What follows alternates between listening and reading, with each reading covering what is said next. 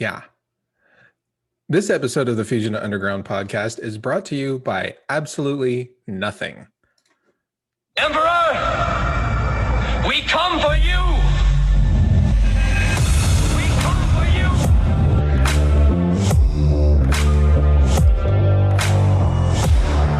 Did IQs just drop sharply while I was away? Long live the fighters!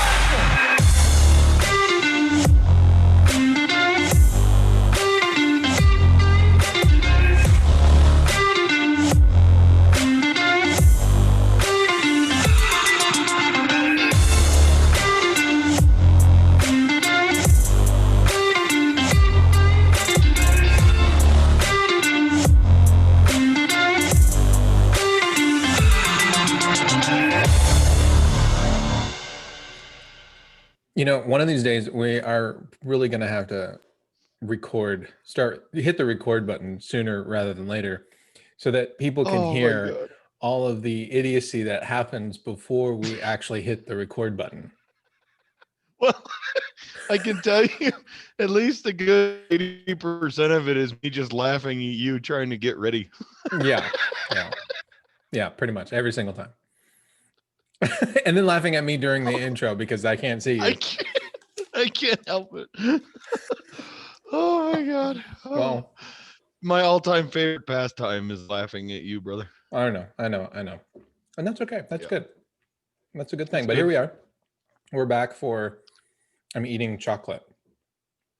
Because chocolate goes really good with wine. We're back for you eating chocolate? Yeah, sorry. My mental okay. train like just completely derailed there for a second because I went to chocolate. To chocolate. Yeah. Okay. Probably the one thing you're not supposed to do when you are recording a podcast is eat. Right when you're trying to speak. Let alone mouth coating chocolate. Yeah, exactly. Okay. Good Lord. But here we are. We're back for this is season 4, episode 4 of season 4. But it is it is number 42. We are quickly approaching number 50. We are. Goodness gracious, that's coming quick. I know. So this is episode 42 of the Fusion Underground. So here at the Fusion Underground, what we try to do is we try to make sense of the world by having principled discussions about such topics as entertainment, current events, politics, and culture. Our mission is to educate people to become critical thinkers so they can live more empowered and happier lives. As always, I'm your host, Manuel Ramirez, and I'm joined in the virtual studio by my wonderful co-host, the lovely Jason Moret. How are you doing, sir? I'm good, brother. I'm good. What are we talking about today? Why don't you tee it up? So, all right, I'll tee it up. We're going to talk a little bit about friendship, I think, tonight. Dr. Ramirez called me lovingly one day, and we were talking about something, and he said, "You know, dude, I don't even know why we're friends." Yeah, I don't know why we're friends. I know. I've noticed this with two of my very good friends, you and Paul, who was one of our guests early on in our podcast endeavor. He goes, because we don't have anything in common. We don't like the same stuff. We don't do the same stuff. No. And I said, well, is that what you want? Is, a yes man? Because, well, I'm not a yes man to anybody, but nevertheless, especially not to you. But that's true. All the stuff I like doing, you don't have any interest in. Not a one. Yeah, no. Pretty much anything outdoors. No. Which I like being outdoors. You're like, no. Yeah. Camping, fishing, hunting, any of that, hiking. Nope, not a chance. In hell. The Wi-Fi signal out there in La La Land sucks. So you will not find Dr. Ramirez anywhere out there where you can't get good Wi-Fi signal. No, it's correct. So, and you are definitely an introvert urbanite, and I can't stand either one of those two things. Correct. Yeah. So I don't know why we're friends. Like, I really do not know why. Well, so we're going to talk about that today. We're We're going to unpack that, right? Yeah. Okay. So let's talk about this. So, because I don't have any go-to. I mean, well, there are a couple of things just from a stupid news perspective that we could quickly just comment on. We won't go into too much in depth, but a couple of things happened. We're almost a week into Biden's presidency, and a couple of things happened the day of the inauguration day. So two things that I thought were pretty big.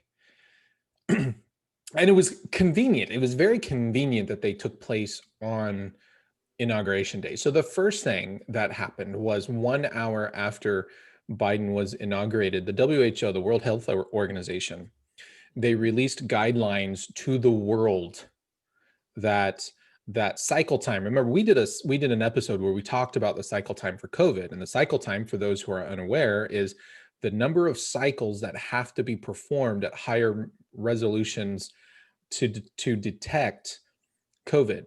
The more, And that's specifically in laboratory testing. It's how many correct. times that Yes. cycles. So Yes. essentially, the more you cycle a sample, every time that hits, that's going to, say that you have a higher volume load in that sample, to which would indicate that you are either positive or potentially contagious, depending upon how much Right. it is. So with a higher cycle count, you have higher amount of positive tests and higher amount of contagion elements out there. So Right. just as a background. If you have a lot of the virus in your body, they don't have to do very many cycles before they detect it. Mhm. So the more that they do, the less virus there actually is present in your body. Now, I'm not an endocrinologist, so I'm not going to be able to explain all of that. I'm not trying to sound anywhere close to being an expert on this, but I will say that there has been some general guidelines issued, and I believe it was the cycle time has been set at 50 for COVID, and most doctors have been saying the cycle time is too high. They've been acknowledging that the cycle time is too high right now, and what that means is people that are not even presenting symptoms, that are asymptomatic, that are not even anywhere near contagious, they're popping positive because they have to go through so many cycle times. So the WHO on inauguration day came out and said, you know what, that cycle time, we've been using the wrong cycle time. We have to lower it. So now they're going to, and so what happens is if you don't get a detection by the time they get to that max cycle time, they stop testing and they just consider that you don't have it. So rather than leaving it at 50, I think they're lowering it to 35 or 40 now, which is where a lot of physicians have said that it should be set, because that's even where it's set for like flu. So what does that mean to the average listener? Well, what that means is there are going to be fewer positives for all testing, because now that they can stop that test once they hit that 40 threshold, they don't have to do 41 through 50 on the hope that they're going to find some kind of small trace element of the virus. So now the number of positives is going to go down. Now, Dr. Ramirez, you seem to be alluding to an idea that COVID exposure and the amount of COVID cases that we are going to see is going to drastically reduce almost overnight after inauguration day. Yeah. That seems odd. Are you alluding to something there? Well, I'm alluding to the fact that all this has been political. Yeah. And back to what we've been saying, you and I have been saying this. There has been so much crap data. And you and I have said, we're not saying that COVID isn't dangerous to particularly certain people with predispositions and different illnesses or what have you. We acknowledge that. The problem that you and I have been saying from the word go is, hey, you know what? There is so much just crazy conflicting information that for anybody to truly understand what has been going on, it's extremely difficult to really assess how dangerous or not dangerous the virus may or may not be. That's why this is so frustrating, is because for the past year, a lot of these things have been heavily politicized for the sake of political power or achieving different political objectives or for whatever aims, whether you want to say they're for politics or not. A lot of the data and the actions that we've been taking, have been driven by, it doesn't seem to be driven by the science of protecting people. Correct. And if you question it, then you are actually, it's funny that you say it's not driven by science, and yet that's the battle cry, it seems like, Sure. for people who are out there utilizing it as a weapon, and it's Sure. become a weapon against the American people. Right. And that's I am not saying, like, and you just said it again, so I don't want to harp on it too much, but COVID exists. Yes, it does. Mhm. The actual mortality rate for COVID alone, not with any other comorbidity, is still significantly less than your common flu. It still is. Even with all the bunk So data out there. even with the bunk data, it is.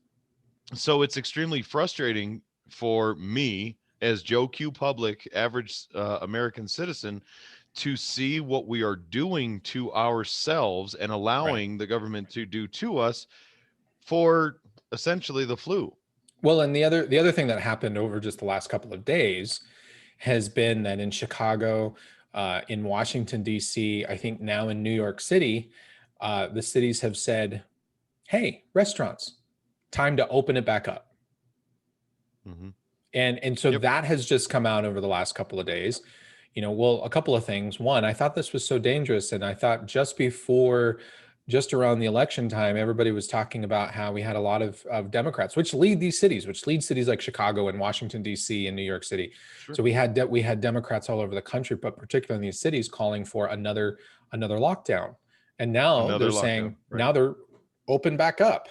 So what happened? Well, what's changed? Something really big has changed in the world. Something big has happened. Right. Something very big has happened. And there's a secondary effect to that, in my opinion. My thesis is also part of the thesis, or a secondary hypothesis, is that, well, taxman's got to get his due, and you can't collect taxes if you have a bunch of restaurants closed. So that's correct. I think a lot of cities are starting to recognize, hey, the coffers are running pretty low, and we need to get some of that money back. Yep, that's been my argument from day one, regardless of the results of the election, et cetera. But with your actual revenue stream, again, we talked about this last week. What product or service does the government produce for the American people? Nothing, zero, nada, zilch. Their existence is to take from the American people and prop them up to make them believe that they actually serve them. In order to do that, you need funds to be able to operate. Yeah. And with all of your businesses and restaurants and everything else shut down and your entire economy shut down, that might work for a while so that you can basically take away the biggest and strongest weapon that your political opponent has in the economy. But guess what? Now that that's done, you have to open it back up so that you can survive. And here we are. And another thing, they're just, I think it was today, if I'm not mistaken, but the Biden administration announced that, guess what they're doing? They're actually shutting down, they're issuing a travel ban from portions of Europe and South Africa. But it was the same Joe Biden who said that this was a racist thing to do, and that shutting things down when Trump was trying to do it, when shutting things down, that was inhumane and immoral, or whatever the excuse was. It was don't do it. It's not the right thing to do. But now here's Biden saying that, well, no, we're going to issue a travel ban. To top it all off, Joe Biden, right before the election, kept saying, you know what? His team had a plan day one to deal with COVID. And just a couple of days ago, the Biden administration said, guess what? We don't really know what to do. Nothing is going to change over the next couple of months, because we don't have anything going on. There's nothing that we can actually do to change the trajectory of the spread of COVID. And I'm like, but you said day one. So we're not even a week into this whole thing. And what's crazy is the Biden campaign, the wheels are, the veil has come off, and now we're starting to see what has actually been happening inside the campaign, what was the campaign, but it is now the administration. We're starting to see that, yeah, all these promises, all of this, it was just words. It was just fluff text. Well, There was no substance behind it whatsoever. of course it was. That's no different than the realm of politics has been for the last, call it, 20 years. I Right. mean, Right. But it's now minus a egregious. few It's like, exceptions, but go ahead. and sorry.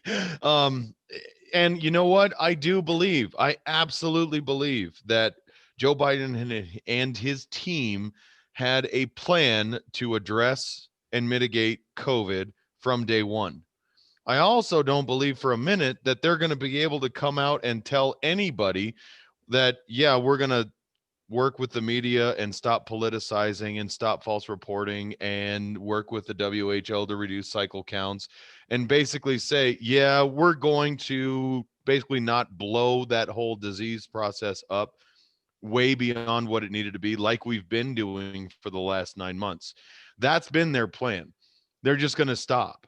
I mean, you're going to see less and less headline national news in regard to COVID now than you have in the last year. Well, and Because it's it's already, enough and of it and it's already started. And so Sure.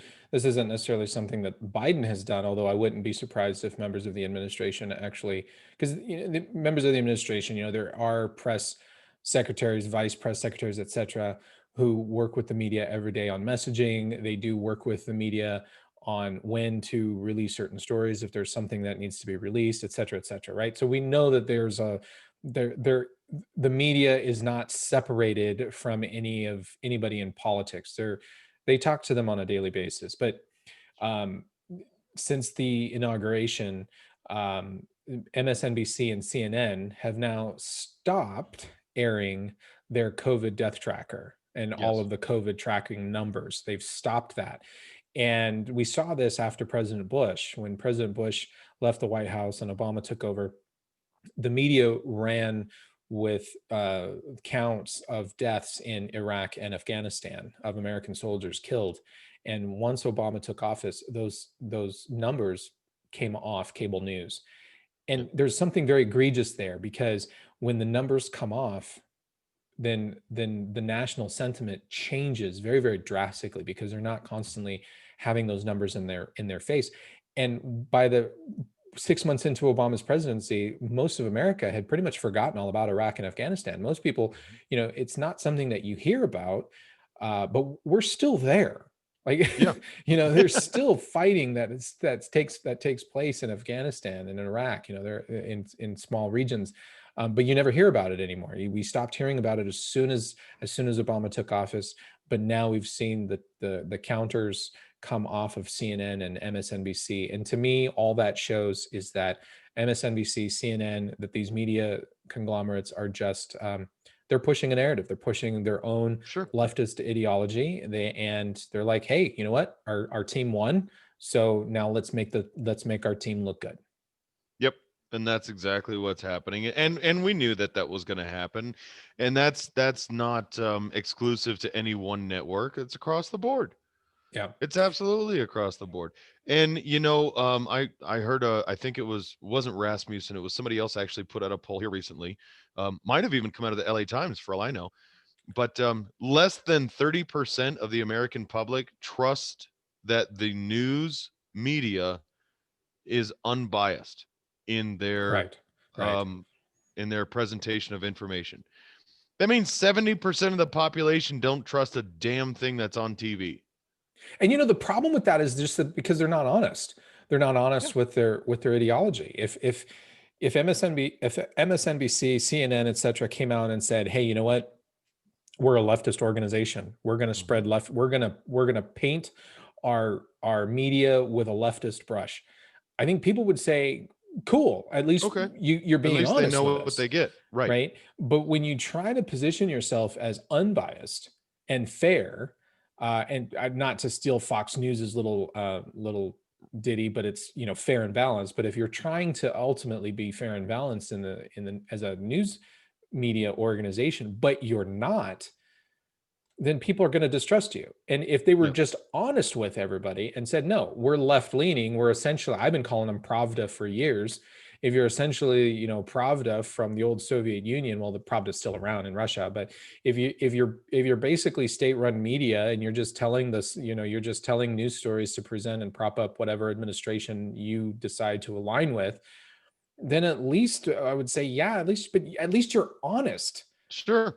At least you're honest with me, and then I would trust you more. Yep. Well, and I think I don't know whether it's a fear of losing an audience or actually gaining an affinity out of the audience that you have. But I've said that from day one, is just at least come out and be open about it. I mean, you mentioned Fox. They are right-leaning news organization. They want to say fair and unbalanced, fair and balanced. And I can appreciate that to a point, but for the most part, they're right-leaning. We all know that. But I think they're a little bit more open about that than some of the others. I don't know one that really it doesn't have some sort of bias. I mean, shoot, as open as you and I try to be, and even as we try to be, we don't hide the fact that we are both conservative minded. Right. Because I mean, that would have come right out within our first season anyway. Sure. But we've always said we're going to look at things from a place of values and principles, not from where our political or personal leanings might be Right. in that aisle. And Right. that keeps us, at least I like to hope, keeps us a little bit grounded in our discussions. And you know what? We may not always be successful in that, right? Sure. But that's why we talk. That's why we put these words out into the interwebs, so that Right. people can tell us that we're full of crap. And we can listen to, people tell us that we're wrong and why we might be wrong. But what we at least try to do on this show is at least try to say, here's what we believe, but here's why we believe that. Right. And you and I have not called for the silencing of anybody, not that I'm aware of. I don't believe we've said, these certain people online should not have a voice, should not be in existence. We've never called for that. I think it's only a matter of time before somebody says that about us, and we'll cross that bridge when it comes. We got to reach a lot more people, I think, Yes. before we become a target.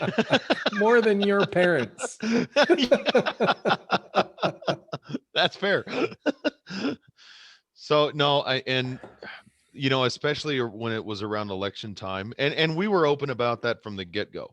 Yeah. And we said, as we ramp up towards the election, our discussions are going to be more and more political, and it's no secret that we were more right-leaning individuals than some others out there in the sound of our voice. Yeah. But at least from that, you understand where we stand. Yeah. And even then, we never said, well, we are not willing to have a discussion with people on the other side of the aisle with differences of opinions or ideas. Actually, I think we've welcomed that over and above, and said, please send us an email saying, Yeah. you know what, you guys are wrong, and here's why. I would send an open invitation out there. If you think that we're wrong and here's why, let's have a discussion about it. And even if you don't want that out in the interwebs and you just want to talk with Lucy and I, and we'll set up some private time for you. Absolutely. Send us an email, contact@fusionunderground.net. The last thing that I wanted to mention in terms of stupid news that also happened on Inauguration Day, in the afternoon here in Arizona, the Arizona State Senate in downtown Phoenix at the state legislature, they released a letter that said, that little thing called voter fraud that the last president, President Trump, was pushing so hard about in our state. Well, yeah, it's actually true. Yep. And so now we're going to put a task force together and we're going to investigate the statewide fraud. And, we have to do this because it was pretty significant. Yeah, pretty significant. We just Arizona admitted that, yeah, our election was crap. It was bogus. It was hijacked. Totally fraudulent. And we're not talking about just a handful of ballots. If there was just a small handful of ballots, the state Senate would not have done this. So this is thousands of ballots. Now they've come out and said, yeah, our election, there was a problem. There was a problem in our state election. And so we better investigate it. Now, the big question is, well, are they going to do anything about it? What I find very interesting about all of this I've that believed happened this. after inauguration day? Well, yeah, it happened. Well, it happened Sorry. on inauguration day in the Yeah. afternoon. But what I think is funny, it just came out. I think it was yesterday um, when I saw the story.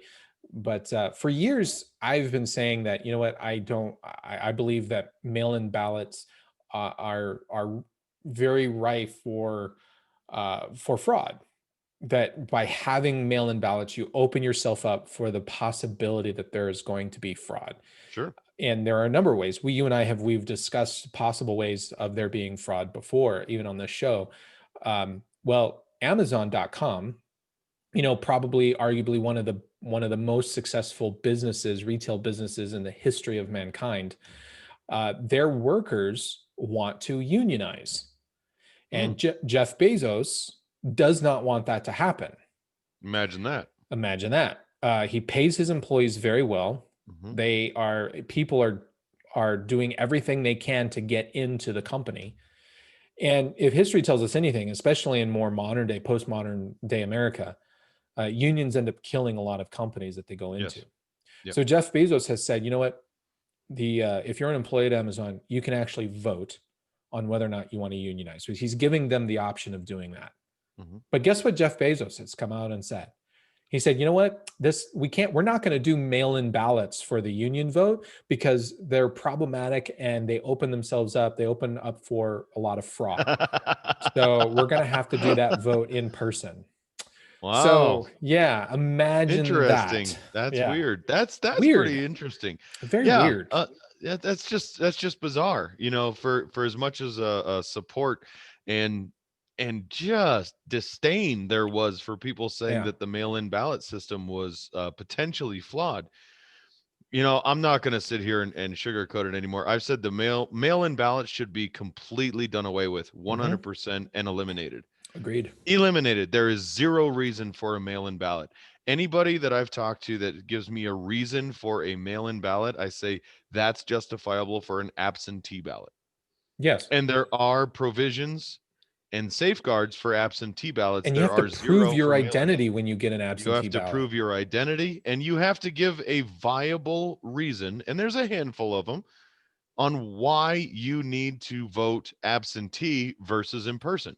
Correct. If you're Correct. fat and lazy, don't want to get off your couch on election day, that's not a reason. Right. And the way our mail-in ballot systems work across the country, every state manages them slightly different. But the vast majority of the states, you just check a box if you want to receive a mail-in ballot, and they send it to you. That's Yep. literally all it takes. Yep. And so anybody can fill that ballot out Mhm. and send it back in. Anybody can sign your name on the ballot and send it in. And we've seen there have been numerous stories of ballot harvesting, people getting paid to sell their ballot to another group that then fills it out for them. I mean, there's just so many problems with it. It's just easier. It's easier and it's more fair to just eliminate mail-in ballots. And Mhm. again, people go to, when people are proponents of it, I think the average American who says, well, I didn't have a problem. I filled it in, I put it in an envelope and I stuck it in the mailbox. Sure. But this is the same reason. It's kind of the same idea why there's gates around certain communities. The gates only keep the honest people out. Mhm. And mail-in ballots are good as long as honest people are voting. But Right. let's face it, a lot of people are not honest. Sure. We've talked Yeah. about this on the podcast. If nobody's looking, the percentage that somebody is going to do more bad in the world and make poorer decisions and basically lie, cheat, and steal go up exponentially. Right. If somebody's watching you, then and this is why we had this conversation about God, the concepts of God, and Mhm. using imagery of eyes and people being watched, right? When people know that they're being watched, they behave. When Right. people know that they're not being watched, they misbehave. Mhm. And guess what? Mail-in ballots, nobody's watching you. So there's a lot of misbehaving going on. Yep. My son is he's a year and 4 months now, something like that, pretty close. Um, even when he's getting ready to do something wrong, he'll turn and look. Look Are around. they watching me? Are they Mhm. looking? And so it's funny. He was sitting next to me on the couch today, and I was watching TV, but I'm watching him out of the side of my eye. I'm waiting, and I'm looking at him look at me, and I'm like, and he went to go do something, and I just went, and he jumped because he had no idea I was paying him any attention. And I said, yeah, I'm watching you. Just because you don't think I'm watching you. And yeah, as long as I'm looking at him, he's fine, not doing anything wrong. Yeah. The minute he looks and I'm not paying attention, bam, it's like a switch goes off. Yeah. That doesn't go away as we get older. Yeah. We like to think it does. We like to think we get more refined and, with wisdom and age and all that. No, doesn't happen. Cats, on the other hand, are just the opposite. Cats will do it while you're looking. Like one time I had my cat was on my table, and there was I don't remember what it was. It was something on the table, and he approached it, and I knew he was going to knock it off the table. And I told him, I'm like, don't you dare do it. And I was like, I used that kind of tone of voice. And the damn cat looked at me right at you and went dunk, boop. Like, what are you going to do? Freaking cats, man. I don't have cats. Yeah. F you, Dad. I dare another ya. reason. What are you gonna do? What are you gonna do? Come on. Come at me, bro. Yeah. Right. And I'm like, yeah.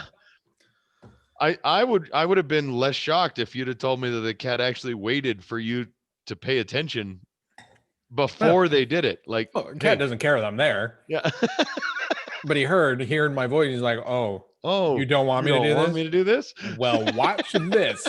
Book. Yep. Freaking cats. I had one of those once, and I'm good. I'm over that. At least my dog, if I say no, he stops and looks at me like, oh, and then does something else, I don't know what I was doing, but I'm gonna go do something else because obviously it was close to bad. So yeah, exactly. Yeah. All right. Well, let's talk about friendship. Okay. Let's talk about friendship. Let's switch the old gears here, and let's talk about friendship. So, in doing anything like this, I like to have a definition. Of course.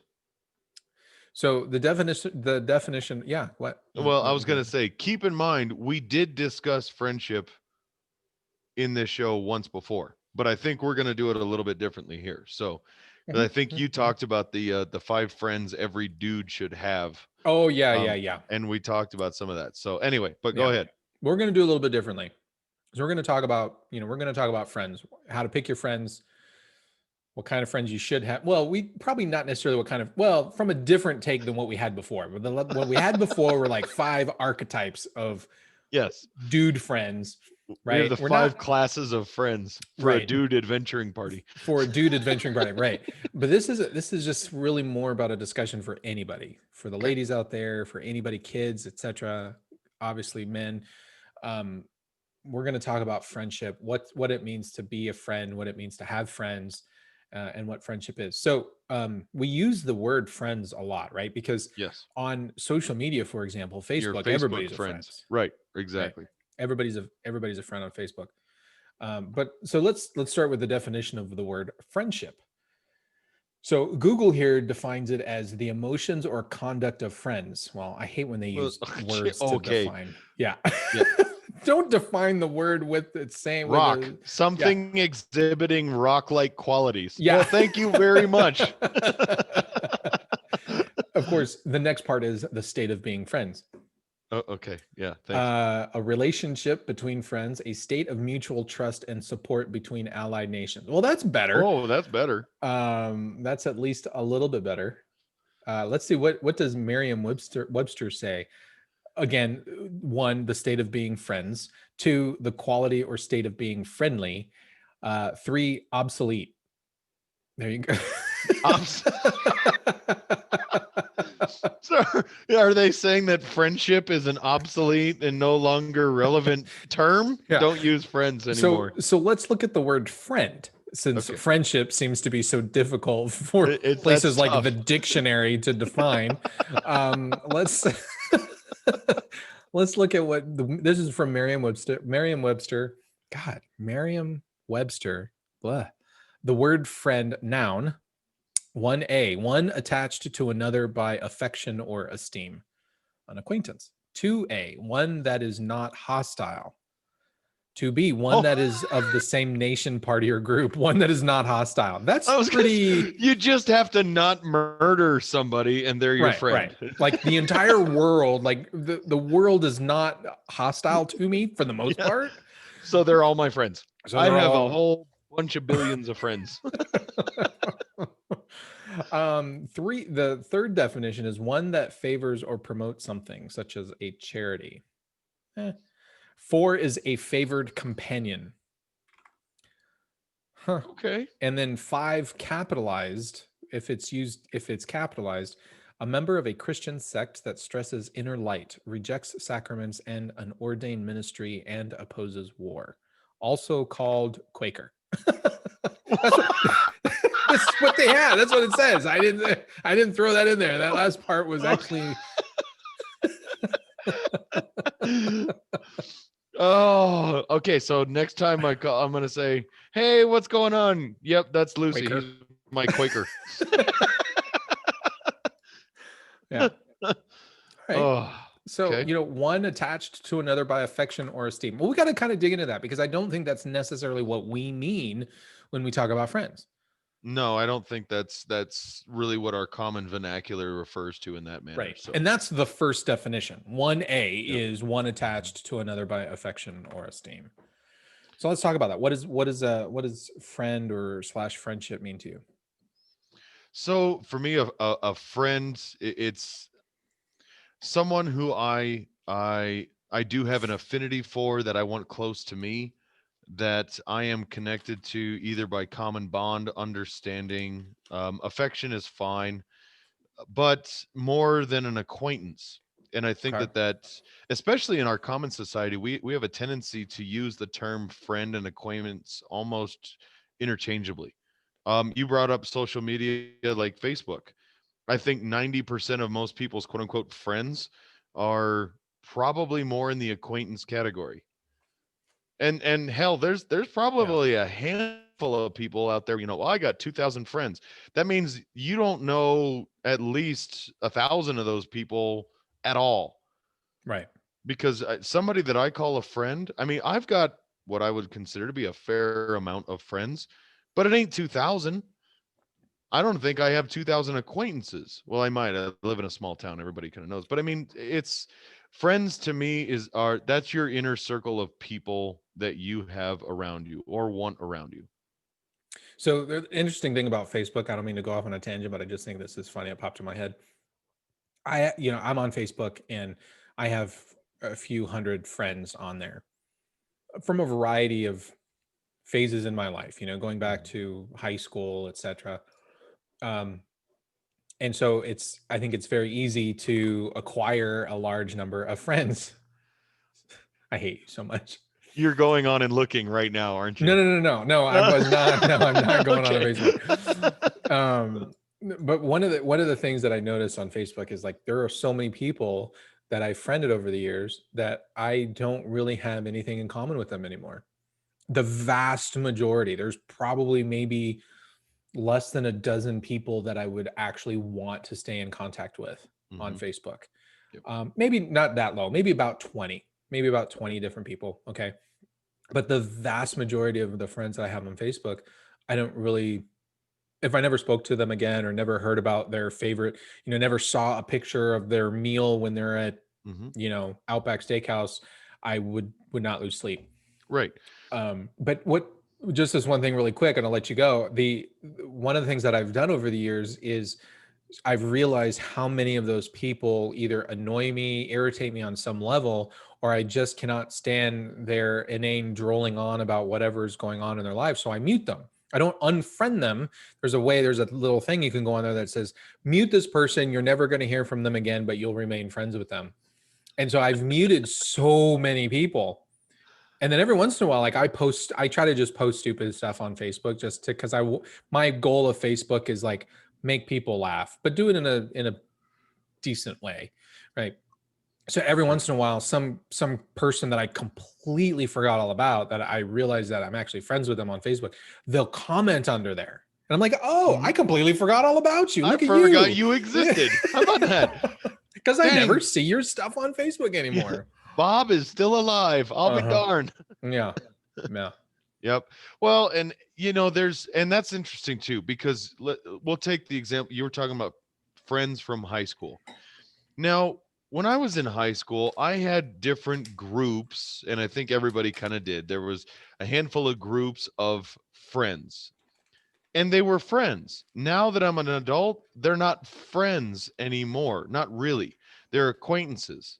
And some of them I even still talk to. Some of them are muted on my phone, for the same reason. It's not that I'm not going to delete your contact or anything like that, but I don't need you blowing my phone up with random stupid stuff all the time and listening to it. So, but I think that we have in our society, especially, we don't actually keep a very, very close knit group of friends and then not necessarily disassociate, but at least understand the natural distance that we have with other people that really aren't friends anymore.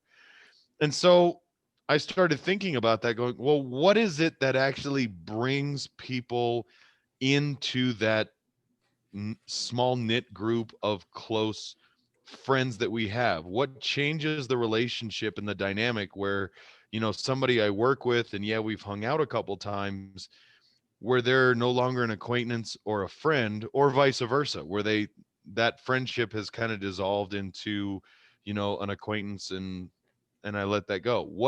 What changes in that relationship to bridge that barrier, or bridge the gap, rather? Are you asking me that question, or is that a Yeah, rhetorical? well, both. But please feel free to jump in at any time. Well, all right, let's put it into context. Okay. So you've had friends from high school or from Mhm. earlier parts of life that maybe were very close to you for a year or two, or Mhm. longer even. Mhm. Um and then as you grow apart by distance or occupation or whatever that is that pulls people away from proximity, you've lost some of those friends.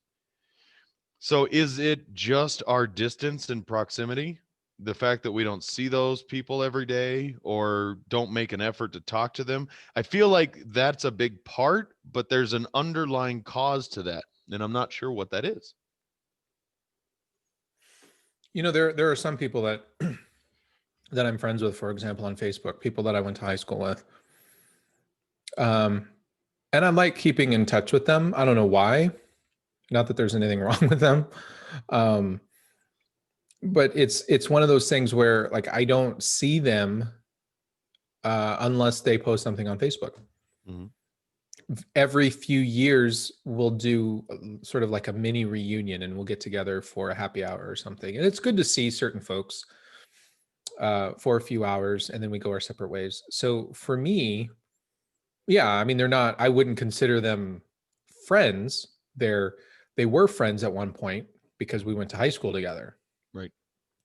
And some of those folks now that we're older, we were not necessarily friends in high school, but we were. But my high school class was so small that we knew each other, so we weren't even friends back in high school, but we're at least friendly now Mhm. Mhm. because we're older, mature, that sort of thing. So when I do see those folks, I do enjoy being around them. I do like seeing them in that moment. But again, there's nothing there where I'm going out of my way to say, I want to reconnect with this person and really build a friendship bond between that person now that we're older. We go our separate ways and we don't Yep. see each other again until the next happy hour is, and then it's just reminiscing. Right. Right. And I've got friends in the exact same way. And again, that term they're friends of mine. We went to high school together. I don't see them but maybe once a year. Sometimes it's every other year. And we'll get together and we'll hang out, and it's cool, and I enjoy the heck out of them all. But I don't talk to them for the other, 360 days of the year. Yeah. And it's there, I still call them my friends, even though they're not really my tight friends. And Right. there's almost like the idea that if I were to say they weren't my friends, but they're high school acquaintances, Or if I classified them any other kind of way, it would be diminutive and they would be offended. And I Yeah. think as a society, we've all come to that point. You know, if you were to tell me that, well, Jason, you're not really my friend. We just kind of do this together. I'd be all, dude, what the heck is that? You know, Right, right. Where they- F you, man. and yeah, right. Back at you. Yeah. I don't want to be friends no more. And I'm gonna leave, you know. But we've got, I think, something a little bit tighter. And I think everybody out there listening kind of understands what I'm getting at. Is you've got your friends, which includes everybody, and then your really good friends, which is a really small knit handful of people. And that handful can be 5, it could be a dozen, but it's not the 50 some odd people that you're quote unquote friends with. How do we get from that outer ring of people to the inner circle of trust? To go back to the meet the parents, you're in the circle of trust. Yeah. What There's something psychological that happens Yeah. in the connection between those people. I think trust is a big part of it. And that's, I think a lot of some friendships are actually spawned out of, I don't want to call them traumatic events, but some sort of bonding event where those 2 or 3 people or however many there were had to rely on each other for something. And then there's a deeper connection between those people that creates that friendship. Does You that know, make sense? yeah, it does. But you know what's interesting here is, you know, I don't want to say that I've done it intentionally, but it's something that I've recognized over the years is I have a very small circle of friends. When I look back, when I look at that circle of friendship, there is one person like you and I don't know why we're friends, I know right? and we'll I talk don't know about why we're that a little friends. bit longer because I Yeah. want to get into that too. Yeah, I don't know why we're friends. My buddy Paul, and that's how I call him. I call him to anybody I speak to. He is my buddy Paul. That's how, like, he's got a phrase. My buddy Paul. He's never just my friend Paul or just Paul. He's my buddy Paul. I don't know what it is, but I I talk to him almost on a daily basis, the same as I do you, and he and I we have these close touch points where we have similar things that we like, but the things that when it comes to comic books, the comic books he likes I cannot stand, Mhm. and the comic books that I like he absolutely hates, and we tell each other that all the time. I don't know how you like that dribble, it's trash. You know it all the time. This is the guy that I met him at a Starbucks. I said, why don't you meet me at Starbucks? And he was like, yeah, that sounds cool, I'll meet you at Starbucks. We get there and I'm ordering my coffee. I'm like, dude, do you want anything? He's like, no, I don't drink coffee. I'm like, what do you mean you don't drink coffee? Like, I don't like that doesn't even compute to me. How do you That not? doesn't work for me either. Right.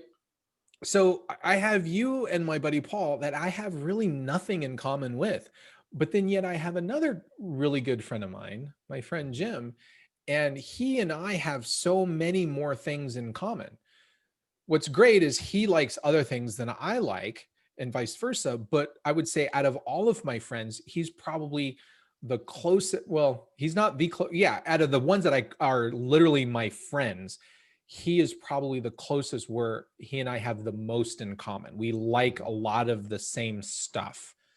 And a vast majority of stuff he and I actually connect with and we like the same. And so I'm proud to have him be part of that inner circle. But there's another individual that I've known since grade school, and he and I have the same name. His name's Manuel as well. Manuel is his middle name, even just like me. We both grew up in South Phoenix, in a very economically depressed part of Phoenix. We went to the same grade school together.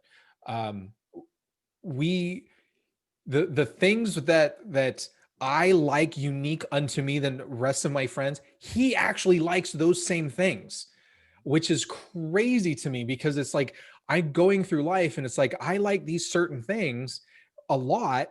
Nobody else likes these things. And then he pops out of the blue and says, "Oh yeah, I like this." I'm like, "Whoa, wait a minute. You actually like that?" But the thing that kills me about him is he and I are not close on a regular basis. Yeah. we see each other once every 20 years, Yeah. but it's like we've never been apart when we catch up with one another again.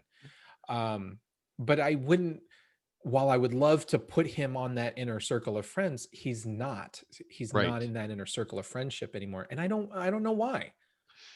Well, and I have a theory about that. So, okay, before I get into that, I have to point out you said that Paul, your Mhm. other very bestest friend, you Mhm. talk to him on a daily basis.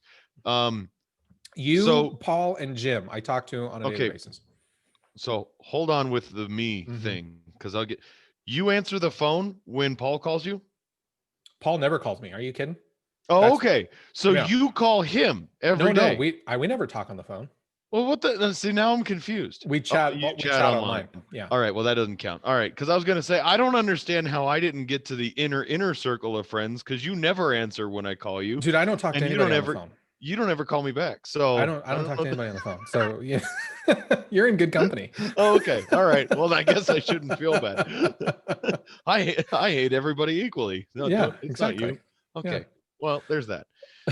So yeah, you and I consider you one of my very best friends, and yeah, there's a lot of stuff that we don't see eye to eye on, and we wouldn't ever do in common. But one of the things that I think actually draws us to other human beings and other people, when you look at a husband wife or a boyfriend girlfriend, that mate, the courting scenario, we aren't really usually attracted to those people that are just like us. Hmm. And we use the old cliche opposites attract. It's Yeah. all the stuff about that other person that's not you that makes it interesting and Hmm. and you want to be around. And yet we accept that openly, not only as a society, just as a whole, at face value, opposites attract. Of course you're going to be attracted to somebody who's not like you and vice versa. That's the way that goes. And yet friendship, when we talk about that, that's almost a faux pas. Yeah. It's taboo. You're not Yeah. no, you need to be around like-minded. Well, I don't think that works. I mean, you were talking about your buddy Jim. Let's have that right. Hmm. Yeah. You guys are essentially the same dude. Yeah. In a lot of respects. Yeah. So you're around that guy your whole life every day. Not no offense, but that can be boring after a while. I mean, even so when I look at the friends that I do have, we have some things in common because you made me start thinking about this. We do have things in common, but it's all the things that we don't that makes conversation interesting, that Yeah. makes being around each other interesting. Even stuff that I get to poke fun at you for, or vice versa. That's what makes that relationship special. About even if it is just about those two people. So it doesn't surprise me that you tell me Jim, who you have everything in common with all the time, you don't have much to talk about because you're like, you like this? Yeah, I totally do. How about this? Yep.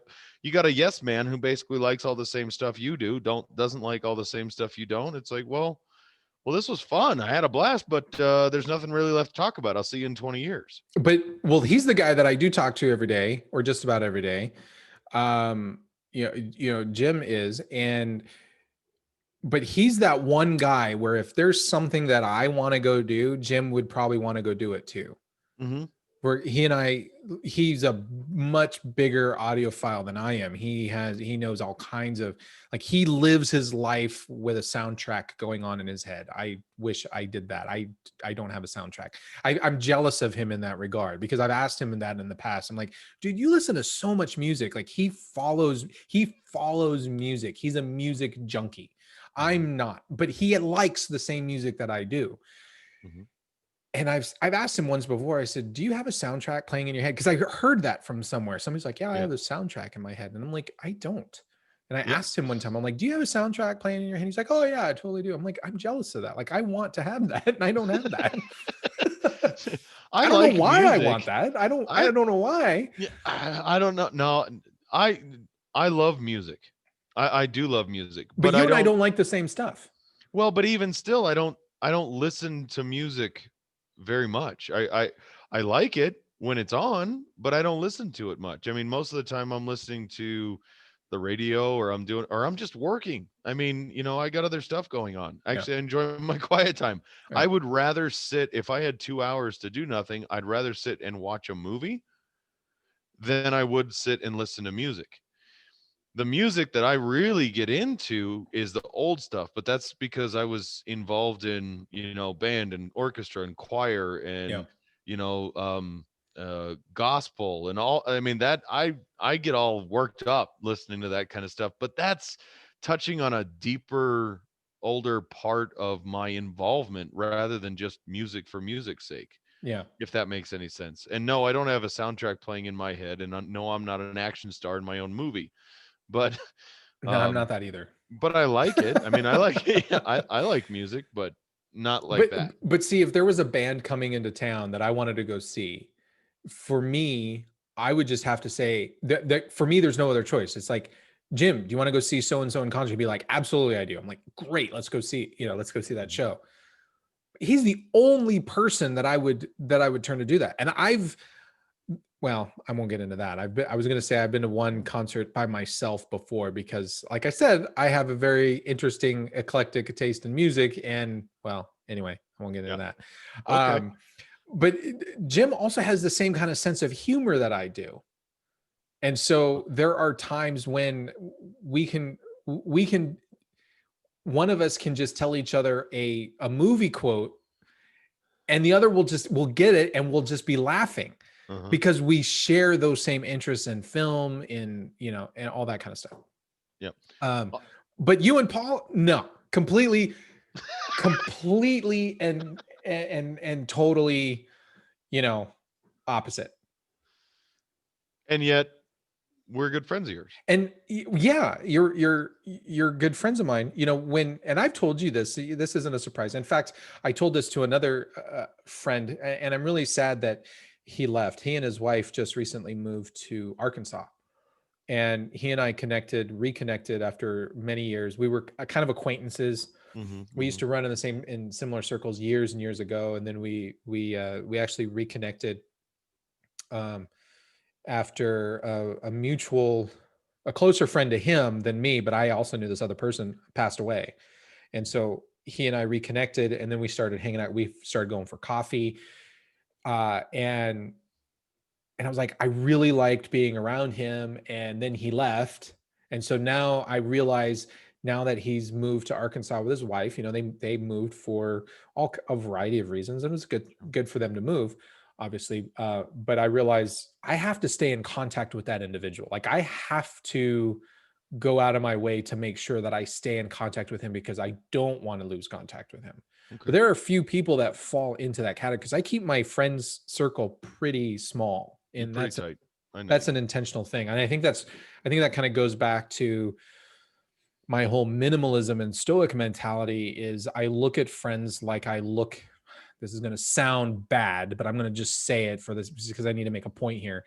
But I look at my friends the way that I look at the things that I choose, the objects that I choose to keep in my home, because I look at the objects as though I'm curating those things. I don't just have a bunch of possessions. I curate the possessions. I take that approach very purposefully, because everything that I own has a very specific purpose and value to me.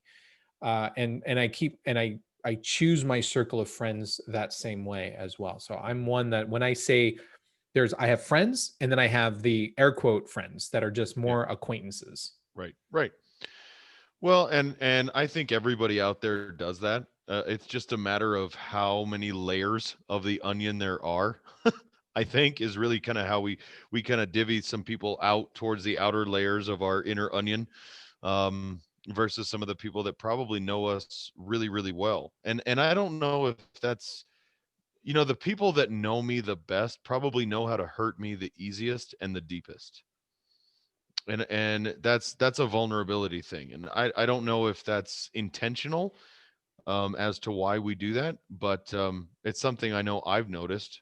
I've had very good friends hurt me extremely deeply, almost as bad as if I guess, you broke up with somebody. Mhm.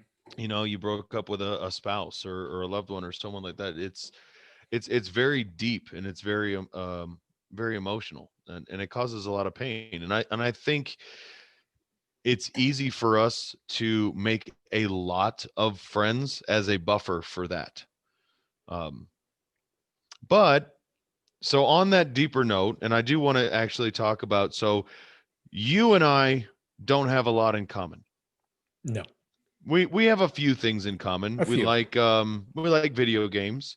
We did some role playing back in the day. We're still nerdy enough. You are Mhm. much more into the comic books and things like that than I probably ever got into. But I know enough about it for us to have conversation about it and argue about the finer points, because I go, yeah, you're too much of a nerd for me for that, but that's okay. Yeah, yeah. Um, but there's enough there that we can find some common ground and have discussion. But one of the other things that I started thinking about with a lot of my deeper friends is they can challenge me in some of the stuff that I say or believe or think or do. Hmm. Um, Last season you played a quote by Joe Rogan, who's, your friend says something and you go, "Bitch, what? That's crazy," and challenge you on that. Yeah, Um, yeah. a lot of my inner friends, they know me well enough. If I were going to say or do something stupid, would literally stop me, smack me in the face, kick me in the ass, whatever it would be, and go, "Jason, what the hell are you thinking? What is wrong with you?" Those people are the ones that we let in. The people that are just like us, quote unquote, that we've got everything in common, they're not going to challenge you on that. They're not going to call you out on your bullshit when you're full of it. They're not going to challenge you to grow and become better. And I think subconsciously we look for people that actually develop us as human beings. And in order to do that, we have to have that challenge. There has to be some sort of almost conflict for us to grow out of. Do you think And everybody feels that way though, or just so people I like you and I? no, well, I think people like you and I maybe have enough honesty, humility, foresight to be able to call it out for what it is. Hmm. I think that there's a lot of people that do that subconsciously and they really want it, even though it pisses them off. Does that make sense? Yeah, but I'm still not entirely sold that everybody looks for that. I think they should. I think it's definitely a recommendation. I'm not telling people how they should live their lives. I really don't care.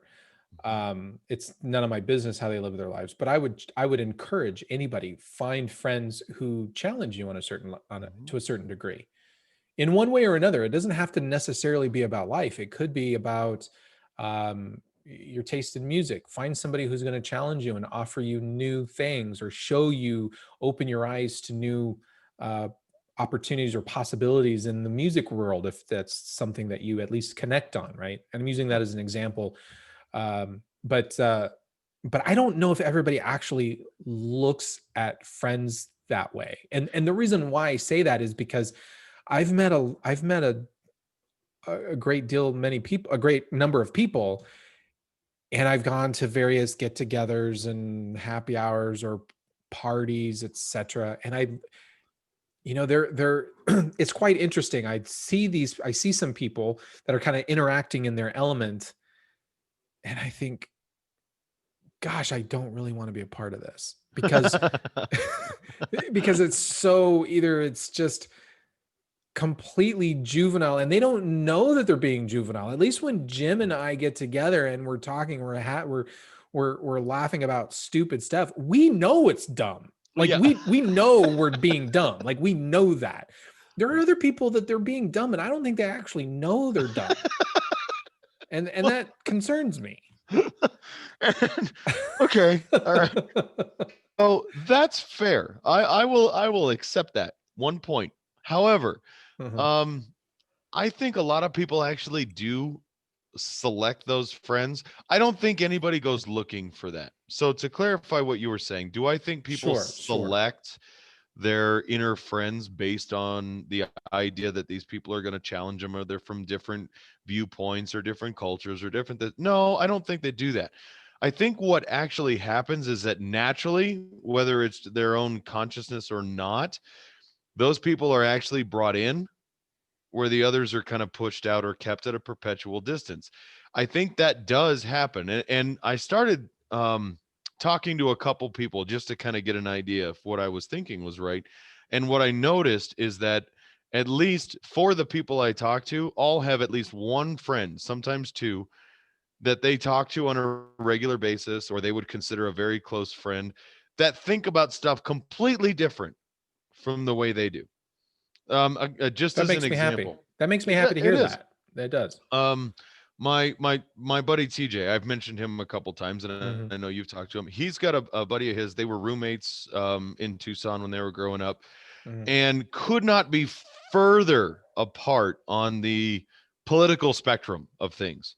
And so he was telling me they're talking on the phone, and they're just bickering at each other about, well, yeah, this, but then why this? But they were actually having a semi-meaningful discussion about the direction things are heading and why approach it this way. And I'm like, dude, why are you even friends with this guy? Because you've talked to me about him before. You have nothing in common. You don't see the world in the same way. The only thing that I could see actually brought you together is you shared a house and you were friends in high school, and you just never disconnected. And then I was like, well, maybe there's something to that. And I'm noticing that with more and more people I talk to, that there's at least one, if not more, friends that they have who, God, if we weren't best friends, I'd freaking hate you, you know? Yeah. Well, that's like when I met you, and when I met my friend Neil. I told my buddy Neil, this is the gentleman who moved to Arkansas Yeah. just at the beginning of this year. When he and I were out having coffee, and I told him, I said, Neil, can I tell you something? Can I just be perfectly honest with you? And he was like, absolutely, man. He's like, yeah, be honest with you. Tell me what's up. And I said, when I first met you, I didn't like you. Yeah. And he was like, what? Yeah. Really? And I was like, yeah, I thought you were a total douchebag. I thought you were a total asshole. And so we Well- laughed about that, and I was like, but I like you now. Like I liked him several years back, when we used to hang out. Yeah. We got to a point when we used to hang out, and I told him this story, and I'm going to tell this story right now, because I also know he listens to this. Hi, Neil. Oh. I know he listens to the show. But so years ago, and this is when I actually started to like him. This was a long time ago. Okay. He and these other guys that he used to run around with, who I do like, but I've never been close friends with them. Mm-hmm. I would consider them loose friends, etc. They called me up and they said, "Hey man, do you want to hang out?" And I was like, "Yeah, why do you guys want to hang out with me? Like, we don't have anything in common." But they picked me for some strange reason. I don't know why. Maybe they were trying to do charity or something. And so we went to a bar. We were at this bar. We're hanging out, and at the time, I used to only drink these, these foofy beers. They were like IPAs or, microbrewed beers and all this kind of stuff. And they were like, no, dude, you can't drink that crap. One, it's expensive. And two, it's going to get you drunk too quick. You drink the light beer, get a Bud Light or Coors Light, because then you can drink a big, gigantic one. You can be drinking all day. I was like, really? Okay, well, give me a Bud Light then. And so, yeah, so they turned me on. So we're in the bar, we're hanging out, we're talking about all this kind of crazy, stupid crap. And Neil turns to us and says, "Hey, do you guys want to get into a fight?" And I'm like, "What? What? Yeah." Like, no, I don't want to get into a fight. And then they were like, "Yeah, hey, Manuel, will you back us up? If we get into a fight, are you going to be there? Are you going to have our back?" I'm like, what are you guys smoking? No, I don't want to get into a fight. Needless to say, we did not get into a fight, but it was like a crazy, like, I remember that because it was such a crazy, and that was so typically Neil at that point. I'm sure he's completely changed. I know his wife listens to this show. He's not like that now. Yeah, no, sorry. Yeah, time out. Neil's wife. That is not the guy. Every dude has had stupid stuff in their early history. Just pretend that, that was just dumb moment. It's Right. not your husband. Moving on. When we would go to the coffee shop, the last thing Neil would say is, "Hey man, you want to get into a fight at the coffee shop?" Yeah, it didn't happen. I would be lying if I said that I'd never done that. Uh-huh. but I have actually. I remember going out. We used to play pool on Monday nights. Don't ask me why. There was some special at pool, and there was 4 or 5 of us there. We were hanging out, shooting pool, and just having a good time. I was like, "Hey, you guys want to get into a fight? We can do it tonight. I think these guys are ready. Let's do it." They're like, "Ah, Jason, no," and I'm like, "No, I'm serious. If I get into a fight, you gonna back me up?" Yeah. And dude, it was total. There was a couple of them like, "Yeah, I got you," and then the other, my good buddies, that they don't listen to the show, so I'm not worried. Kevin and Adam are like, "No, you don't get into a fight. If you're getting in a fight with anybody, it's going to be with me. I'm going to pull you out and kick your ass." I'm like, "Well, you guys are no fun. I don't want to do Yeah. that." Yeah. I have another But story about Neil just to embarrass him because one of the things that I talked to him about, I asked him, I said, "Hey, do you remember what your stripper name was?"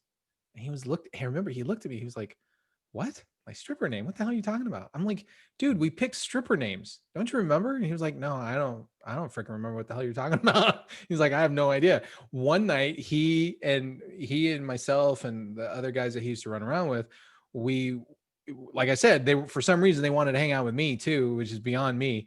But we went to a strip club and we were at a strip club and our friend Mikey turned to me and he said, "Hey, let's pick stripper names." Because when the strippers all have their own unique kind of weird names, right? They're like Candy, Brandy, Corvette, whatever, Porsche, etc. Right? They have these cool, and so we were like, we're drinking beers and I was like, "Okay, well, what?" And I was like, stripper name. "Okay, so Mikey, so what's your stripper name?" He's like, "I'm going to be Constantine." I said, "Okay, if you," so I'm like, "Oh, so we're going for world rulers." I said, "I like it. I want to be Ramses." So I became Ramses. He was Constantine. And I don't remember what Neil's stripper name was. And I really, really want to, because I feel like that's his true name. I now you're looking at me like, what the hell? See, I don't know why we're friends. I have no idea. Oh, okay.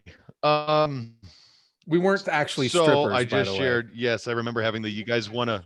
No. Don't add. Just stop. You. I've been there where I said you guys want to get into a fight.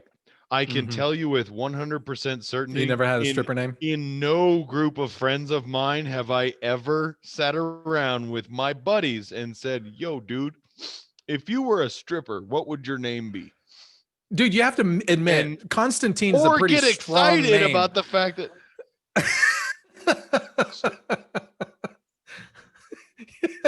I wish you could all see right, Jason's so face. yeah, See, I'm I don't know why we're no friends. no. I have no idea why we're friends at So all. so your premise now is that in order for you to have a friend in your inner circle, they must cohort with your idea of having a stripper name. No, I didn't say that. You said that. No. See, this is the kind of stupid crap you do when you're out at a strip club with drinking beer and you're like, "Hey, I want a stripper name too." They get to have crazy stupid names, so we get to have crazy stupid names. Even if you would have said, "How come I want a fake name or I want a strip club alias?" I'd go with that. But that is not what you said, sir. So, I'll just point that out. There is Well, a very I didn't come up with it. Eric and Mikey came up with it. Anyway. right. So Yes. you should have been the dude in the group that goes, "Whoa, time out, Mike. Sorry there, Mikey. Here's the deal. You want to come up with an alias for our strip club crew? Down. We'll have a crew name. I'm cool with that. We're not going to have stripper names. I'm not a Chippendale. You don't want to see this, and I'm not getting up there. So Well, needless to just say, we stop this never before it gets made any any further." tips. We never made any tips. You never made any tips. Yeah. Yeah. Okay. Look, I can hear the pin drop across our recording for everybody listening to this going, "Tips? That means they tried?" No, we didn't try. Yeah, okay. That is not what you said either. But no, I think honestly, we have all those little situations where that brings people together and common I've got a couple friends who, yeah, we see eye to eye on pretty much 90% of the stuff we talk about, but we're not friends. I mean, not really. I Is don't there, talk to them on a regular basis. so here's a question for you.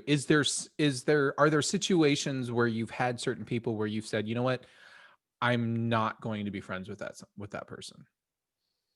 Well, sure.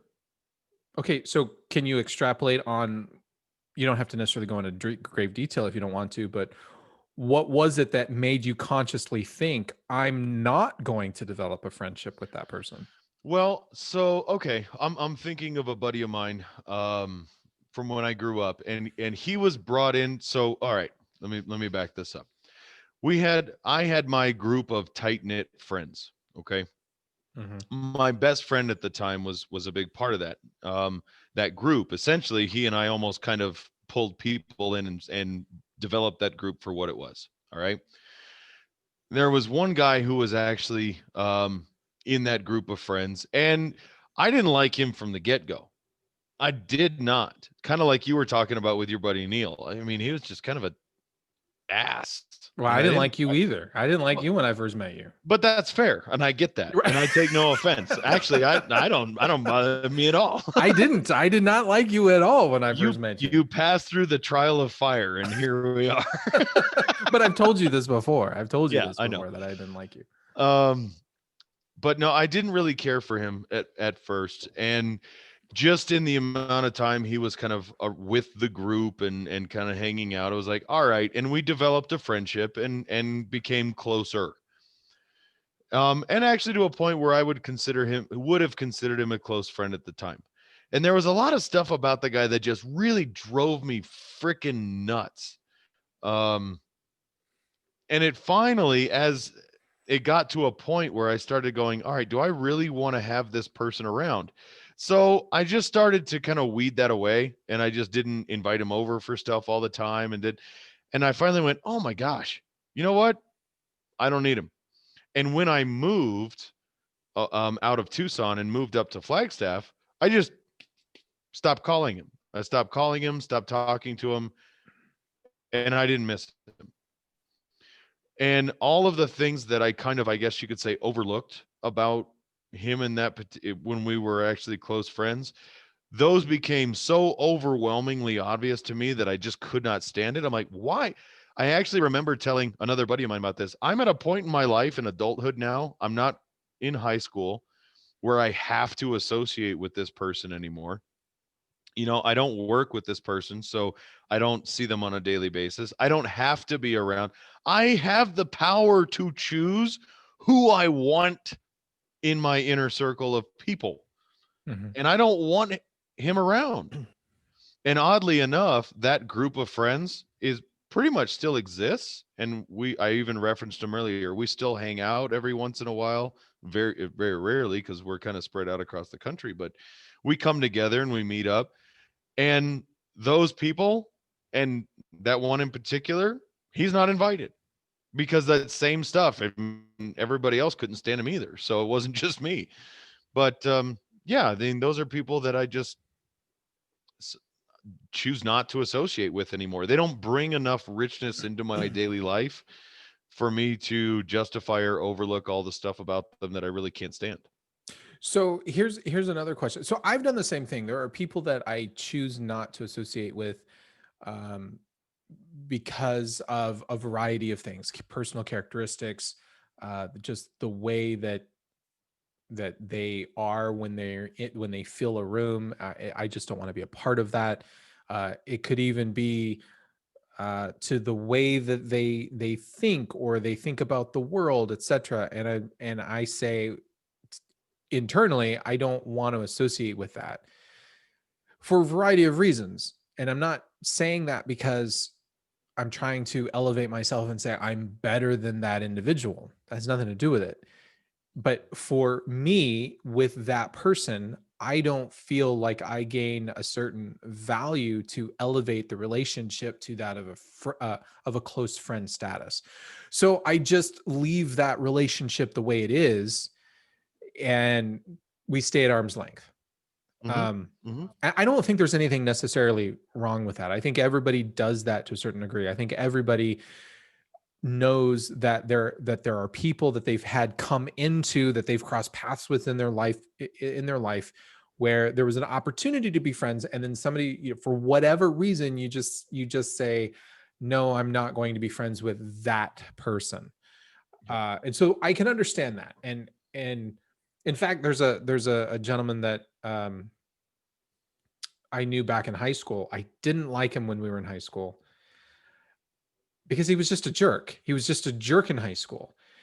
And now when I see his posts on social media and things, there's nothing wrong with them, but I immediately go back to that place in my mind when I was in high school, and I thought, I had like that mental model of him being a jerk. I immediately go back to, oh, this is the guy. He's the jerk because he was a jerk in high school. And I have to stop myself. Yep. One, because that was a long time ago when that we were in high school. I've changed. I'm not the same person that I was in high school. So I have to give him the benefit of the doubt and say, he's not the same person he was in high school. So I do have to catch myself, because I find myself sticking him in that box of, oh yeah, he's a jerk. And I have to say, no. Yeah, I mean, he might be, for all I know. He could very well be. I don't know. But I have to catch myself and say, no, he's not. But I still don't go out of my way to try to build a relationship. And I don't think anybody should go out of their way to build a relationship. But that's the problem is I think as society, we're in this very dangerous place where there are people who feel like you have to be friends with everybody you come across. You have to bring everybody into your inner circle. And if you don't, then you're a racist, bigot, homophobe, bigot, etc. Mm-hmm. And that bothers me, because I think we should all be free to choose who we closely associate with. Sure. And I think we need to be very cautious about who we closely associate with. And I'm not saying that, turn into an introvert and socially distance yourself from the world. On actually quite the opposite. I believe in being friendly and courteous and respectful to everyone that you come across. 100%. Yeah. And that's how acquaintances develop, and that's how acquaintances and then turn into friendships, and then friends become your close friends. You can't get there if you don't actually allow yourself to be open to meeting and interacting with other people. But we have to also be cognizant of the fact that, habits, behaviors, things like that, they're infectious. And when you associate with people, whether you are conscious of it or not, you start to emulate things that person does, or what they believe, or how they act. And as we age and develop, it's okay to say, you know what, Bill over here, he's a nice guy and I like him, but we're not going to be very close. And that's okay. And that does not say you have to bring everybody you meet into your inner circle of trust. There's a reason for that separation, and vice versa. So I was talking about my friends from high school. I probably could very easily rekindle a friendship with one of them, or many of them, to a point where I'm talking to them every day and really have that sense of trust, and maybe even going down there, having them come up and really getting them involved in my life. But what is to be gained out of that? No, I'm not saying that you should look at your friends like, a give and take. If I invest my time and energy, what am I getting back? But to a point, if that relationship is fulfilling and it grows you as an individual, then that's a fruitful relationship. If it's one that really doesn't offer that for you, then what's the point? Does that make sense? I mean, it's okay to keep somebody at a perpetual distance. And in all fairness, most of them have kept me at that same spot, not because we're not friends. It's just, we have our place and time where we can have that connection, but we don't have a need for each other on a day-to-day basis. I don't know if any of that makes it sound like kind of makes me sound like an ass. Yeah. No, it makes you sound human. No, it makes you sound human. Several years back, there was an old friend an old acquaintance, I should say. We weren't friends at the time, but an old acquaintance. And he reached out to me out of the blue. And he said, "Hey, do you want to get together for lunch sometime?" And I was really taken aback by it, and I really felt uncomfortable. Um, and then I thought, I don't know if I really want to do this. And so what I did was I was trying to buy time, and something was happening at work, and I used it as a leverage to not meet with him that particular day. Like, yeah, I knew it was going to take longer. I probably still could have made the lunch, etc., but it probably would have been really difficult had I taken the lunch anyway. And so I postponed it. Um, I don't know if he was just really onto it and saw through it or not, or if he sensed something about it. But he responded to me and he said, you don't have to postpone this. I'm not trying uh, to be anything other than just wanting to reach out to you because I knew you before, and I don't mean anything by this. Um, and I thought, you know what? He's right. He he didn't he there wasn't anything malicious about him just wanting to get together for lunch and have a conversation because it had been 30 years. And I thought, I can at least give him the benefit of the doubt. And I said, you know what? You're absolutely right. I do have this thing that's going on with work, so today's bad. But I give you my word. Can we reschedule for like next week and whatever? And we did get together. We got together. We had lunch. We caught up a little bit. I was still very much on edge because I didn't know where this had come from. But we parted amicably. We parted friends in air quotes as acquaintances, right? Because this was from a long, long time ago. And I never really heard from him since. And it thinking back on that, it does kind of bother me to a certain degree because one, I had to reevaluate my own values and say, no, he's a decent guy and I need to at least acknowledge that he is a human being and he hasn't done anything malicious. He's not asking me for any crazy things. But at the time he seemed kind of to me, he seemed sort of, I don't know, shady. Yeah. Well, right? and I can see you being a little bit on edge. Here's somebody I haven't talked to in 20 years, right? who calls me out of the blue and says, "Hey, can you get lunch today?" And I'm like, What?" Yeah. So I can understand that at least at face value.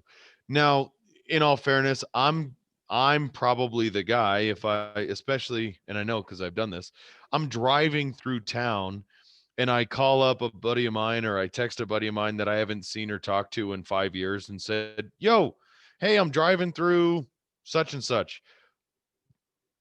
Are you busy? Because I'd love to stop by and shoot the shit and catch up for a little bit." If I could easily see that person going, "What the hell is up with Jason? I haven't talked to him." And so, yeah, when I got there and he said, "Yeah, sure, that's fine. Come on over." We just kind of sat there and, it was idle chit chat and blah, blah, blah. We used to be really, really, really close. As time and life have happened, we've grown. I don't think we could have grown any further apart than we are right now. But so yeah, it was kind of awkward. It really was. And it was well, it was a situation. I said, "All right, man, it was good seeing you. I hope you're doing well. Thanks, love you. Talk to you later."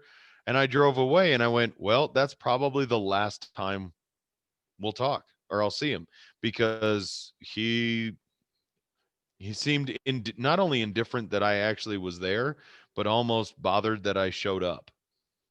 Well, and And there are people that we grow out of.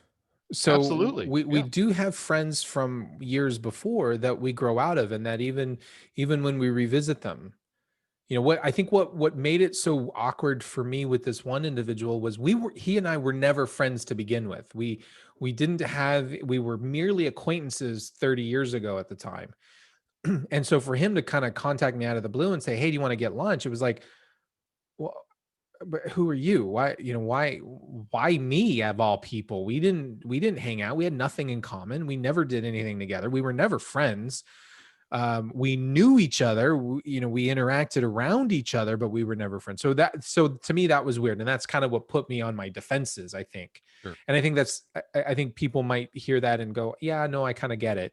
Right. And so I tried to do the right thing and say, give him the benefit of the doubt, and had lunch with him. And it was fine. Like he wasn't going through his friend list on Facebook trying to get people to give him money. He didn't do anything like that. Right. Right. But there are other people that we grow out of. There are people that we were really good friends with in the past that we've grown along one avenue, and they've grown along a completely different avenue. And now as two different people, we're in completely two different places that we can't even come together, and nor is it worth trying to bring one or the other and build that bridge. It's just best to say, you're on a different life path than me, and that's okay. Yep. Enjoy life, and I'll see you when I see you. Well, and it's interesting. Small towns are a little bit different. You might come across people who are still adult friends with people they went to high school with, but I Mhm. think for a vast majority of people that doesn't exist. It's pretty rare, for you to have lifelong, 20, 30-year friends that you went to school with and grew up with. I mean, it doesn't happen like that. And I mean, part of that is almost sad. I remember hearing stories from, whether it's my parents or even grandparents about their lifelong friends that they went to grade school with, and, they were a part of their lives forever. But, in our society and our way of life now, I I think you're right. I think it's okay to understand and accept that you have friends throughout your life that you grow out of, and you go different ways. And on the flip side, I think it's really neat to see friendships form, and sometimes very, very, very deep friendships form, between people who really, throughout any kind of mutual work or any other thing, would have no reason to be friends. People that you would have otherwise kept at a perpetual distance, who actually become very deep friends. I mean, like you and I. Even though even with the distance that you and I have. Mm-hmm. Yeah, Yeah. Yeah. absolutely. So so how do you go about, is there a way when you meet somebody new crosses your path, and there's a possibility that you could develop a friendship? Are there specific things that you do that goes through your mind about an individual because we all pass people, we'll all discriminate. And this is one of the things that I try to teach people that I coach is, we all discriminate every single day. Discrimination in and of itself is not necessarily a bad thing. How we apply that discrimination can be a bad thing, but we all Mhm. discriminate. So Sure. there are people that I meet every day that I say, I don't want to bring them into my inner circle. I'm still going to be cordial. I'm still going to be friendly to them, but I'm not going to tell them about my darkest, innermost secrets. Sure. And that's okay, right? So I'm discriminating against that person by saying, I don't want to be a close friend, but I'm willing to be an acquaintance with you. I do that every day with people I work with, right? Well, and I had this conversation in a similar light about, what was the term? Profiling. Mhm. There was a lot of hype about profiling recently in the news, and I'd say recently within the last 5 to 10 years. Actually, I was talking with a coworker about this with in regards to Sheriff Joe. If anybody out there listening is familiar with who Sheriff Joe is for Phoenix, but so there was a lot of heat around profiling for him, and I said, okay, so let's take common day. We as human beings, as creatures of nature, we profile all the time. We profile constantly and habitually and instinctually. That's not necessarily wrong. How we apply and what we do with that information can be. It doesn't always have to be. And I use the example, if you're walking down the street at night and you have two ways to go home. And let's say Mhm. you're going, and I was using a college campus actually as an example, because I just try to give an idea. So let's pretend you're going from the library to the dorm, and the long way is well lit. It's night, but there's lights the whole way. Or you can take the shortcut through the dark alley. Which way are you going to go?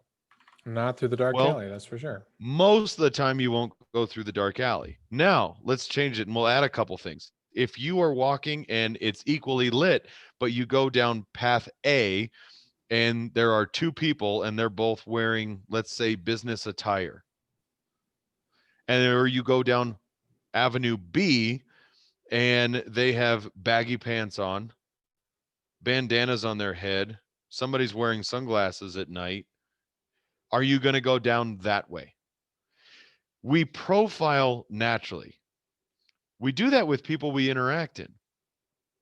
So if I meet somebody, let's say at work or out in the street or whoever, and we start talking and I get that vibe that I'm like, you know what, I'm just going to move on. Well, thank you very much, and we move along. Or if we actually start having a conversation, oh, this person actually, I see, we're getting along, we're having decent conversation. That conversation may go on for a little bit longer. So that, I think, happens instinctually, and everybody does that. Now, going from that point to actually making the conscious choice to re-engage with that person later on, that's where we all do that individually. And I think that's kind of what you're more talking about. How do we select those people? What do we look for? One, is that person going to put you at ease in the conversation? I think that's key, because if you have somebody who, when you talk to them, they seem overly hostile or too excitable, unless you're a confrontational person, that probably is going to push you away. So, is this person approachable? Or is this somebody who I can have an open and honest conversation with? I know for me, I'm overwhelmingly honest, whether you like it or not, with everybody. So if somebody, I feel I can easily say, well, they're not comfortable with talking to me because I'm too brutally honest for them, well, that's probably not going to be somebody who makes it to the inner circle of friendship for me. When you were talking, it reminded me of this story from several years ago, and I just looked it up and I found it again. So back in 2016, this young man, he's black. He did this experiment. He just did it with himself. But it was a kind of more along the lines of a social experiment. And what he decided to do is he dressed up for 1 week and he dressed down for a different week. And he admitted that he likes to dress down. And by dressing down, meaning wearing like sweatpants with a hoodie and just really comfortable, almost like slipper type shoes and stuff like that. And then when he dressed up, he wore slacks and a tie and a nice shirt and everything. And then he wrote about, he journaled his experiences every single day. And this is a young man at the time. He had to take public transportation to get to and from work around the city that he lived in. So the city that he lived in, public transportation is central to moving around the city. And he noticed that people treated him more positively when he dressed up. People were forthcoming with things like good morning, how can I help you, going above and beyond. When he would go to a restaurant, he was actually given more opportunity, or I don't want to say more opportunities, but the serving staff, waited on him in more greater detail than when he would show up with a very, dressing down. And these are, in fact, the same people treated him differently based on how he would dress. And one of the conclusions that he came to, or at least that he felt, now granted, this is just an isolated situation, but one of the conclusions that he felt was, hey, you know what? People aren't really racists, because he's talking about this from the perspective of a black man. He's like, I wasn't really treated poor. He said, I was treated poorly when I dressed down, but when I dressed up, people didn't treat me poorly. People treated me great. People treated me with respect. They went out of their way to be nicer to me. They smiled at me. They greeted me. They wished me a good day and things like that. They didn't do that when I dressed down and I looked like I was from the ghetto. He admitted this. And yet we live in a society that says, well, we're all a bunch of racists, Right. because we have a group of people that say you have to treat everybody like they're like, as if this gentleman had dressed up, was wearing a tie and all this kind of stuff. You have to treat everybody that way. But we don't do that because Well, we're and not wired that way. the funny part is, even before you hit the big quote unquote reveal on this study's findings, 90% of the people out there, and at least 90% of the people listening to this, they already know what the answer is. They already Mhm. know what the results of that is going to be. We know that instinctually. And yet, at least 40% of the people out there believe that profiling is wrong. Any of that kind of outward appearance doesn't matter. All of that kind of stuff, you still want to spew that out, even knowing instinctually that yes, it does. One of our brothers, and you know him very well, Cal, used to say, "I always wear a shirt and tie when I go out because, well, men who wear a shirt and tie act better." It's So it's true. not even an outward appearance thing; it's an inward one as well. Yeah, that's true. I'm less likely to act like a jackass if I'm dressed nicely, Yeah, that's and true. it's absolutely true. Yeah. And Jordan Peterson talks about this in his book, 12 Rules for Life. He doesn't talk about the dressing per se, but he does talk about standing with your shoulders back. He said, when you walk, try standing more upright with your shoulders back a little bit more, and walk like you have purpose, and you will feel better about yourself. And when I was reading his book, I was like, really, is that a thing? And so I try to, and it does. When you stand up more straight and you're walking, and you're walking with a sense of purpose and a sense of at least personal pride in yourself, you carry yourself differently, you think a little bit differently, and people treat you a little bit differently, a little bit more in a more positive light. I don't think we live in a country that's full of racists. I think we live in a country where people treat you the way they think you want to be treated, or if nothing else, there's something deep within our animal brains, right? Because we have to be really quick to decide who we're going to interact with. You're talking about, thousands of years of evolution, hundreds of thousands of years of evolution, where we have to quickly categorize things to determine, is it is it friendly or foe, and are we going to associate or not, and so how we dress kind of ties into that thing in our minds. And friendships do the same thing. There are things that people do that just click that thing deep within our brains that say, no, I don't want to be around this person. This person is bad for me. Yes. This person Yeah. is bad for me, so I'm not going to associate. And that's okay. We have to acknowledge that that's okay. Sure. And I'm not telling people to be so discerning in who you interact with that you basically become an island unto yourself. It's okay to keep some people at a perpetual distance, knowing that they have a higher percentage chance of causing you personal harm. There's nothing wrong with that. But if I would also caution people not to try and select quote unquote friends who think, act, and believe just like you do, because what you end up become just a bunch of talking heads amongst yourself, and you end up going nowhere in your own personal life. I feel very blessed and fortunate. I've got a lot of very close friends who, some of them are, I mean, almost dichotomous opposite of me.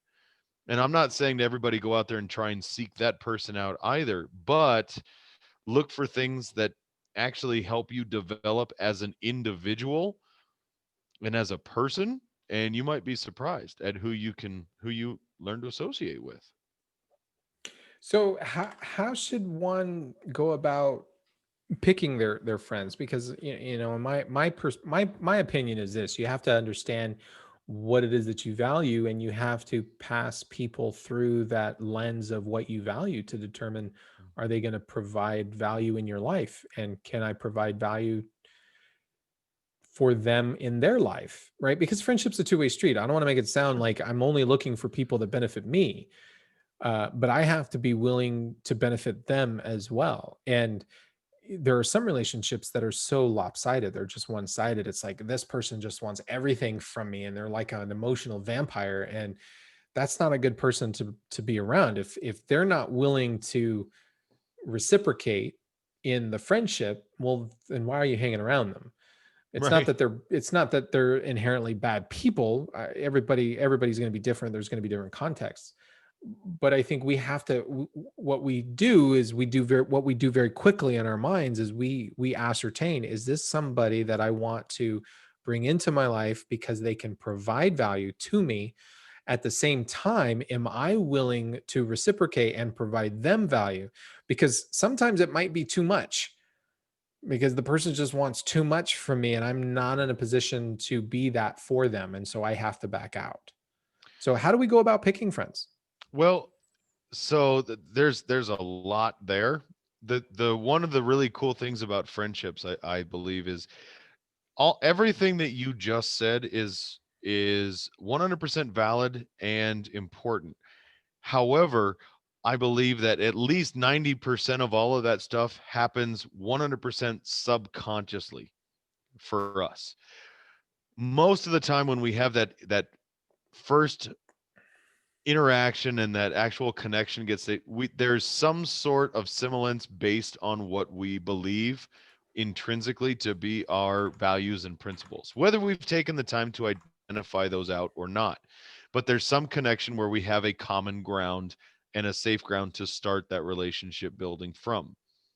As that relationship starts to develop through the natural course of interaction and mutual situation, those differences and those similarities become a little bit more apparent, and not so glaringly so, but just little specks of light, almost like flashing, like twinkle lights going off. Okay, they see this, we see this different, we see this the same, you know what I mean? And we just kind of start registering that.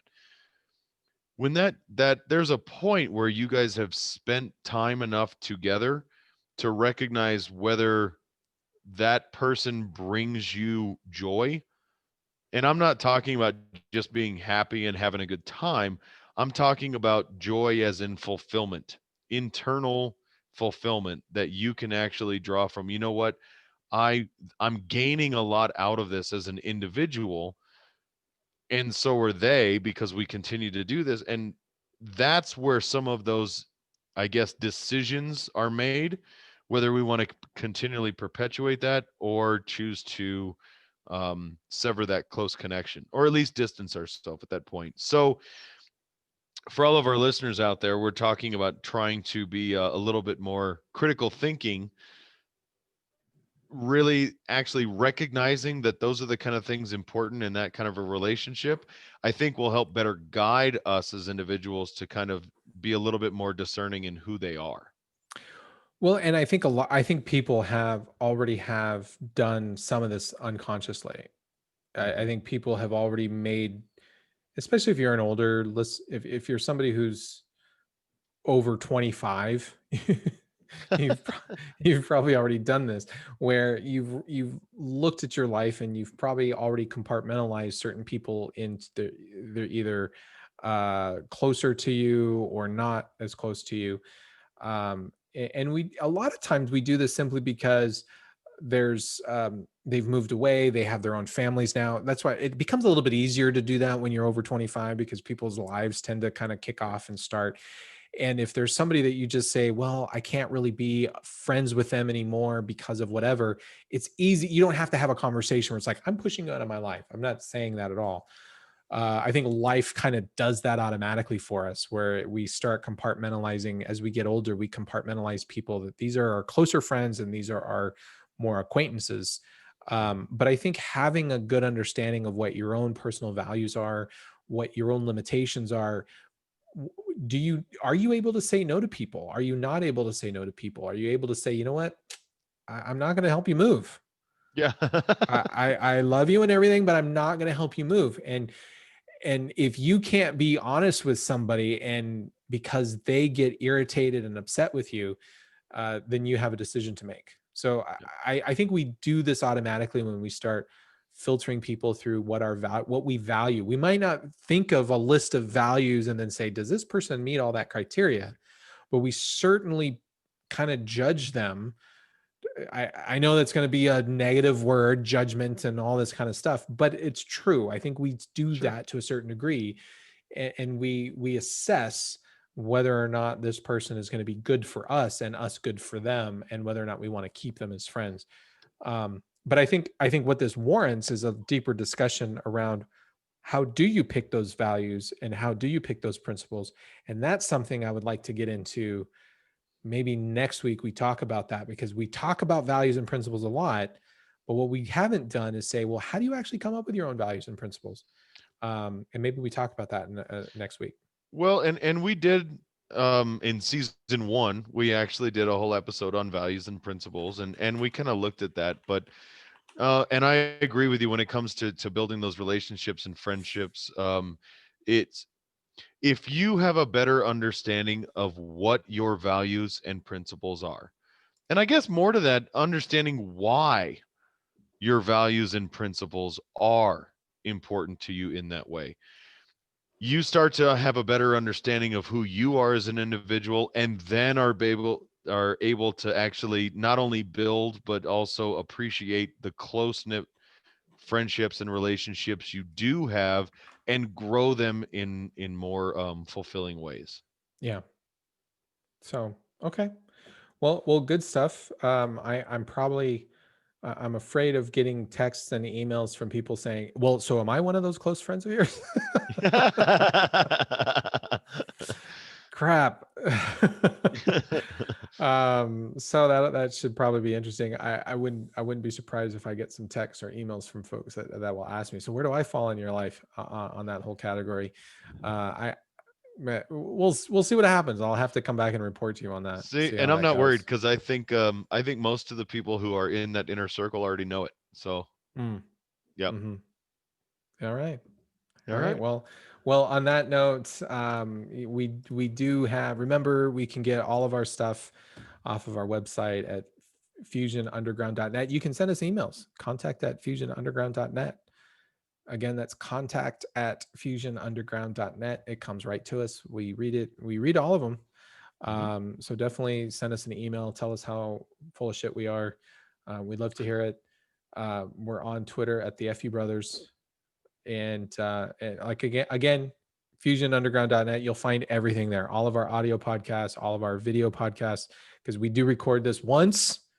We release the audio version and we release the video version, and you get both of them on the website. One's on YouTube, others are through the audio versions are through various channels, so you can find all those there if you have a regular podcast app, just search for Fusion Underground. We're bound to come up, and then you just select that one. So, do you have any parting words? Nope. I think I'm good. All right. Well, then, for Jason Moret, I'm Manuel Ramirez. You've been listening to the Fusion Underground. Thanks, everybody. Peace out. Have a good night.